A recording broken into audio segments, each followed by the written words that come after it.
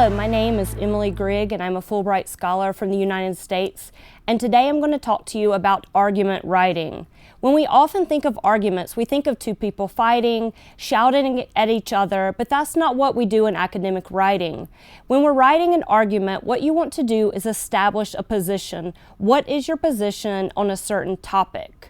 So when you begin writing this type of argument, of course you have to begin with an introduction. In your introductory paragraph, first you need to establish the background for your reader. What is the problem? For example, you could be writing about global warming. This is an issue where some people believe it exists, some people believe it doesn't exist. What is your position? So establish a little bit of the history of global warming, and then you've got to establish what is your stance on it. So at the end of your introductory paragraph, you need your most important part of the paper, which is your thesis statement. The thesis statement itself should be one sentence of purpose. This is establishing everything else that will happen within the rest of the body of your essay. With this statement of purpose, you need to establish what is your argument. What is it you're trying to get across to the reader? So are you saying global warming does in fact exist? I'm going to provide reasons for you why it exists. That would be able to be what is going to form your thesis statement. After you conclude your introductory paragraph, then you will get into the body of your essay. Sometimes for a short paper, the body of the essay will be 3 paragraphs. Sometimes for longer works, it will be several more. But the idea of the body of your paragraph is that you are going to provide reasons and evidence, support for the claims that you are going to make. While your own opinion is important, you need to base it on research, scholarly research, not just Wikipedia, not just Google searches, but you need to use library research sources. Academic journals, books, things that have been peer edited. These are good research sources to provide your background in your body part of the essay. So as you are establishing your essay, you want a good academic tone. You want to remain serious. This is not a conversation with your friends. This is not for entertainment purposes, but you want to show that you are writing as a scholar as you present this problem and you argue your side of the issue. But a good argument not only says this is what I believe, but you also acknowledge counter arguments. There are 2 sides to every issue.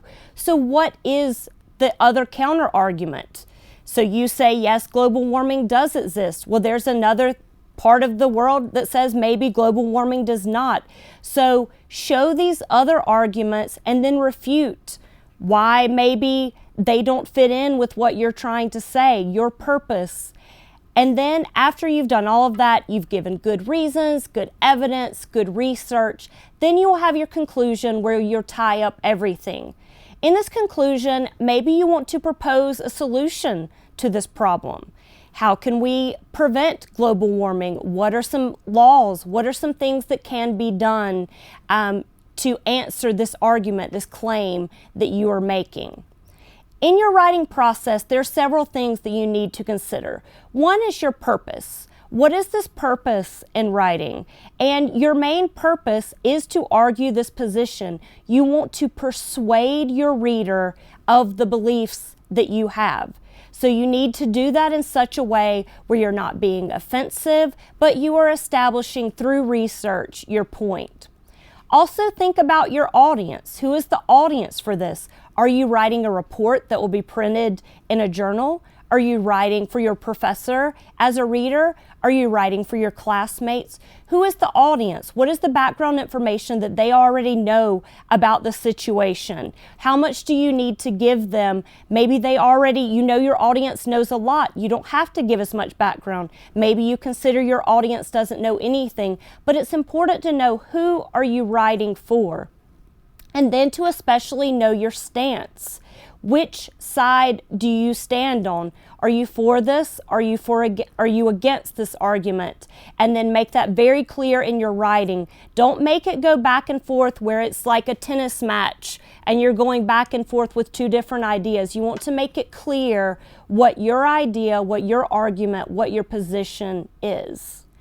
When you're going through the writing process, Of course, at the beginning, you'll want to do some type of free writing, whether that is a formal outline, jotting down words to yourself, whatever it may be. You need to have some kind of pre-writing strategy where you don't just begin the essay.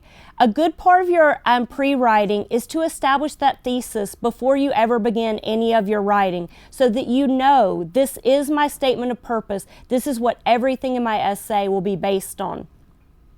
Then you need to start doing your research, and not an hour before it's due. Research is something that takes time. You don't need to stop at the first source that you find on your topic. You need to keep digging in and finding what is the best information, who has the best ideas for me to back up my argument. And while you're doing research, be careful not to plagiarize. It's very easy in this digital age just to copy and paste. You can take from an online journal, copy and paste right into Microsoft Word, but are you giving credit to that source? You always need to be careful to take down whatever format it is you're using, MLA, APA, whatever it may be. You need to know how to cite your sources and how to give credit to the original author. So be very, very careful not to turn in someone else's words as your own. So while you get through all of this, you begin your draft. And a draft often is a rough draft at the beginning, where you're getting your ideas out there. It may not be perfect, but you're trying to establish these are my main points. Then, of course, you're going to want to do more than one draft, because you need to proofread over it, check for spelling errors, grammatical errors. Do you have good transitions linking from sentence to sentence, paragraph to paragraph? Is it organized well? Have you started with maybe your weakest point and then end with your most convincing point? You want to leave the reader with your best point at the very end. So after you go through this editing process, you're proofreading, perhaps you've had someone else look at it. It's always good to have another pair of eyes to look at it to see what mistakes you may have made. It helps sometimes to read it aloud, because sometimes your eyes will correct the mistakes that you've made, but when you read it aloud, you recognize, oh, there's a problem that I have, and so you can go back and fix that. So after you've done several drafts and you feel very confident, you've not plagiarized, you have the best reasons, the best evidence, you have the best thesis statement, you've tried to get rid of any errors that you may have, then you're ready for your final submission. But your first draft should never be your final submission. Writing is a process. It's something that takes days, sometimes even weeks, to complete. So your argument should not be something that the night before it's due at 8 a.m. that you say, oh, let me figure out what I'm doing and do a quick Google search and throw in some things that I've copied and pasted from Wikipedia.